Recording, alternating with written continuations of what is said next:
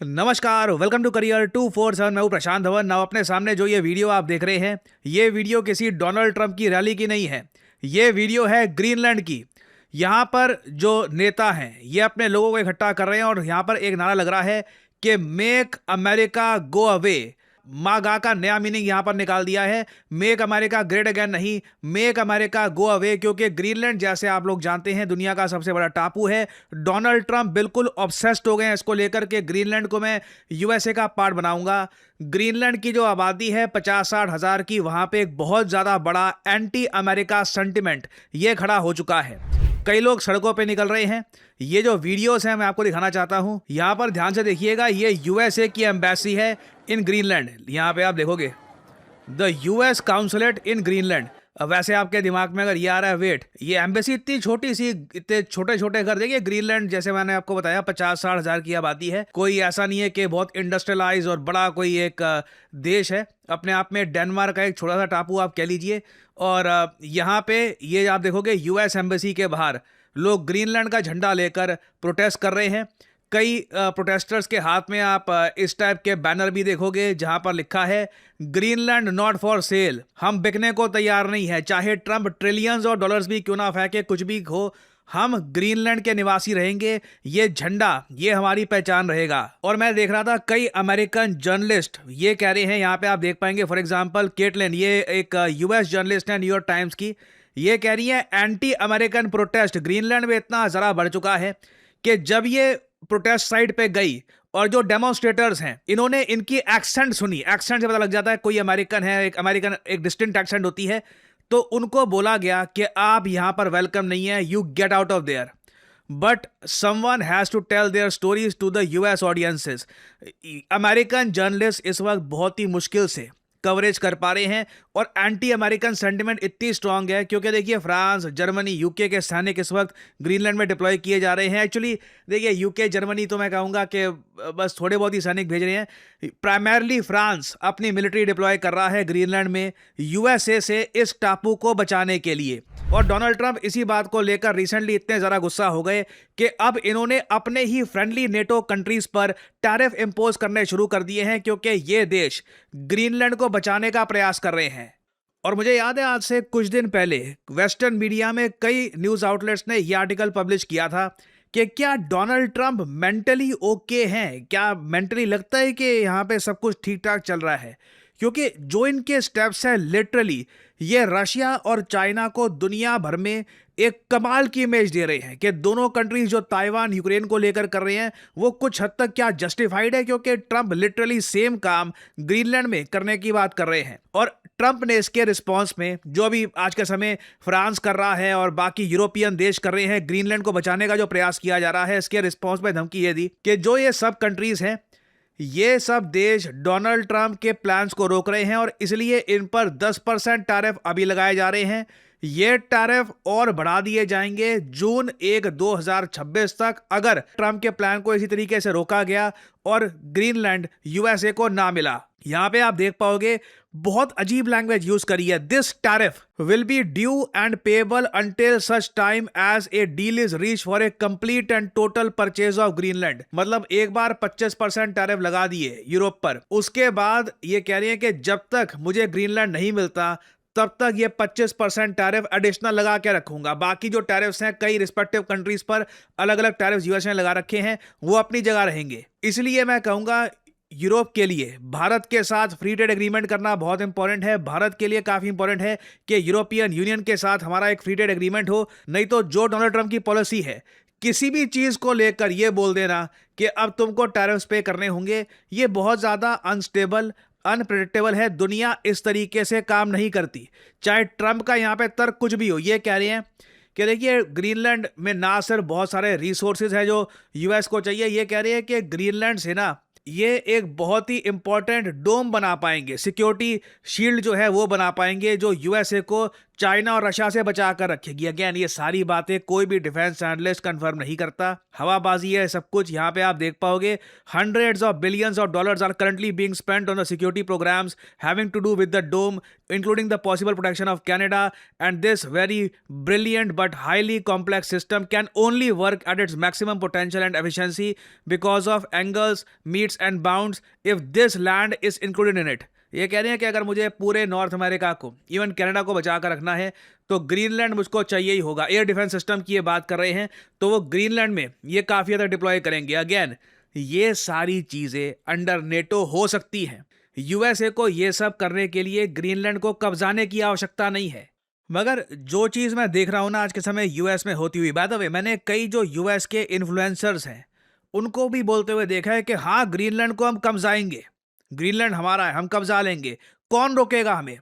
ये sentiment USA में बहुत स्ट्रांग है कि हमें कौन रोकेगा। जिस कंट्री का defence budget 1.5 trillion US dollars हो, जो कई कंट्री के जीडीपी से ज़रा बड़ा है, जो वेनेजुएला के प्रेसिडेंट को सीधा ऐसे ही उठा लेते हैं कि कोई मतलब कुछ कर भी नहीं पाता उसके रिस्पॉन्स में, उस देश को कौन रोकेगा। घमंड कमाल का है। और मैं देख रहा हूँ कि यूएस में ना ऑलमोस्ट एक इच्छा है कि पूरी दुनिया को ये सिखाएं कि who is the big boss. Donald Trump की पूरी प्रेसिडेंसी में हमने कई बार ये देखा है कि ऐसी इमेजेस सामने आई हैं, ऐसी वीडियो सामने आई है, ऐसी स्टेटमेंट सामने आई हैं जिससे ऑलमोस्ट दुनिया को यूएस याद दिला रहा है कि देखिए यूएस मेन सेंटर है दुनिया का और हम लोग जो चाहते हैं लिटरली हम वो कर सकते हैं। आपको याद होगा कुछ महीने पहले 2025 में जब ट्रंप ने सभी यूरोपियन लीडर्स को इस तरीके से बुला लिया था और चेयर्स पे ऐसे बिठा दिया था। कई यूरोप के जो जर्नलिस्ट हैं उन्होंने कहा था कि ये ह्यूमिलिएटिंग है। और परहैप्स अगर उस वक्त कोई यूरोपियन लीडर खड़ा हो जाता और कहता कि देखिए हम इस तरीके से नहीं बैठेंगे, इस तरीके से कंट्री का प्राइम मिनिस्टर प्रेसिडेंट सामने नहीं बैठता, यूएस के प्रेसिडेंट के सामने एक डेकोरम होना चाहिए, एक राउंड टेबल आप लेकर आइए, सबको डिग्निफाइड तरीके से बिठाइए, परहैप्स आज के समय ये स्थिति ना आती। कभी भी आप डिसरिस्पेक्ट जब सह लेते हैं ना तो आप सामने वाले को ये बता रहे हैं अभी इन द फ्यूचर आप और डिसरिस्पेक्ट भी परहैप्स सह सकते हैं। There is always room.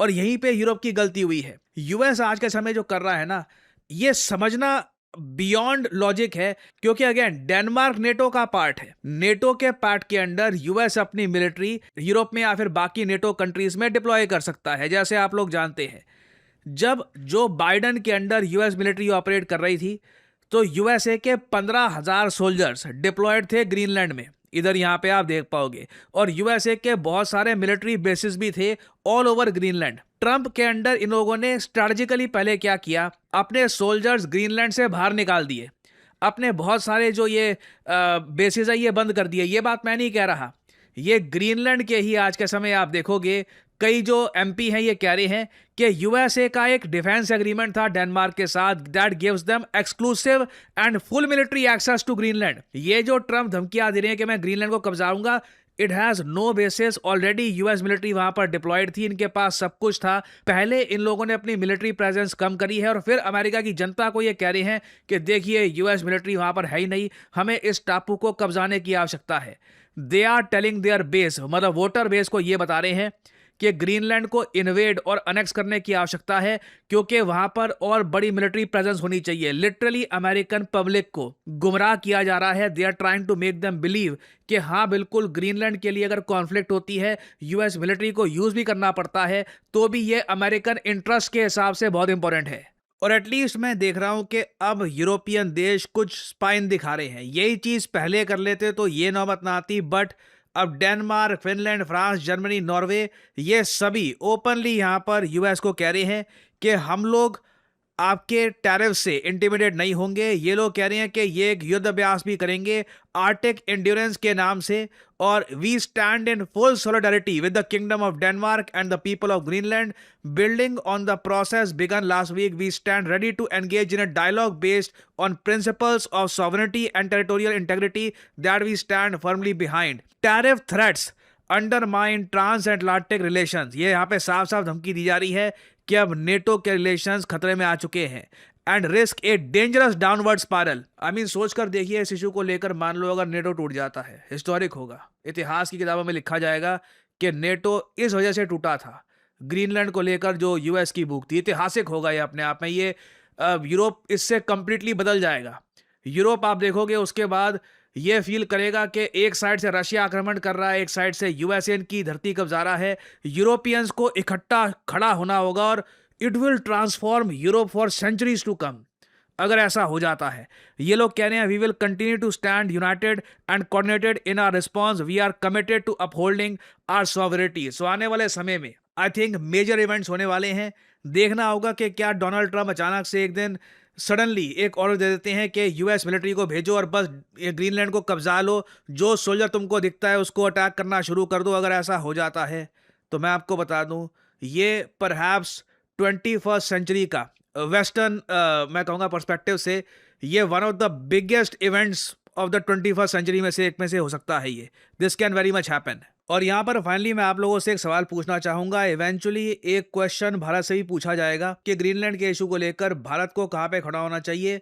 मैं जानना चाहूँगा यहाँ पे आपका ओपिनियन कि भारत का यहाँ पर क्या जवाब होना चाहिए कि हम ग्रीनलैंड के इशू को लेकर क्या यूएसए का समर्थन करते हैं या फिर जो यूरोप कह रहा है वो ठीक है, क्योंकि इवेंचुअली यहाँ पर बिल्कुल भारत का ओपिनियन मैटर करेगा।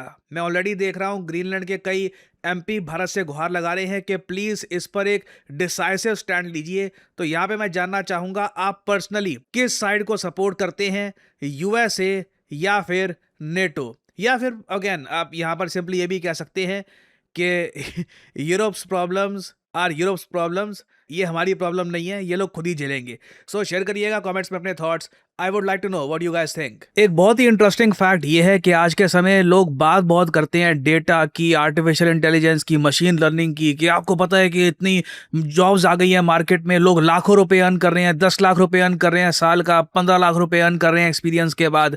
बट रियलिटी ये है 95% इन लोगों को पता भी नहीं है कि डेटा में, मशीन लर्निंग में, एआई में करियर बिल्ड करते कैसे हैं। How do you even start, क्योंकि इसका रोड मैप आसानी से अवेलेबल है नहीं। बट करियर 247 में हमने ये संकल्प लिया है कि हम भारत का सबसे ज्यादा future ready data science course है। अब आपका सवाल आएगा फ्यूचर रेडी से क्या मतलब है। देखिए, ये इस कोर्स में आपको बताया जाएगा कि किस तरीके से डेटा साइंस की दुनिया में अपना करियर बिल्डअप करना है, कैसे अपना रेज्यूमे आपको तैयार करना है, कैसे कंपनीज को अप्रोच करना है। और आप अगर वैसे ये जानना चाहते हैं कि ये कोर्स करने के बाद आपकी करियर की ट्रैजेक्टरी कैसी हो सकती है, आपके पास ये कोर्स कंप्लीट करने के बाद ऑप्शन होगा कि आप एक जूनियर डेटा साइंटिस्ट बन सकते हैं। नाउ फ्रैंकली मैं आपको बताऊं, जूनियर डेटा साइंटिस्ट की अगर सैलरी की मैं बात करूं तो साल के 4 से लेकर 7 लाख रुपए वो अर्न करता है पहले 1 से लेकर 2 सालों में।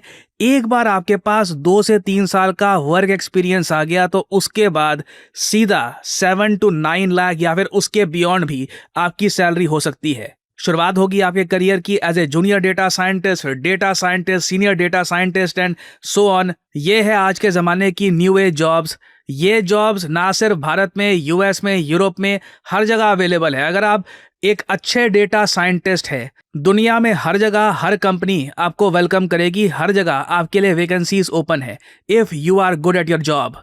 तो आपको करना यहाँ पर सिंपली क्या है, सिंपली इस वीडियो के कमेंट सेक्शन में जाइए, लिंक आपको मिल जाएगा, ये लिंक ओपन करिए, यहाँ पे अपने डिटेल्स डालिए, कोड यहाँ पर ज़रूर एंटर करिए PD10, ताकि ये कोर्स डिस्काउंटेड प्राइस पे आप परचेज कर पाए, नहीं तो आपको हायर प्राइस में ये कोड ऑफर किया जाएगा। So no matter what anyone says, use the code PD10 to get the maximum discount possible और आप अपनी जर्नी जेन्युइनली स्टार्ट कर सकते हैं। शॉर्ट्स, इंस्टाग्राम में बस ये AI डेटा साइंस के बारे में मत सुनो, वर्क ऑन योर स्किल, अपने आप को अपस्किल करिए, जॉब रेडी खुद को बनाइए और start your career in data science. और इसी नोट के साथ ये है वीडियो का अंत। Thank you for listening and as I always say, may the gods watch over you.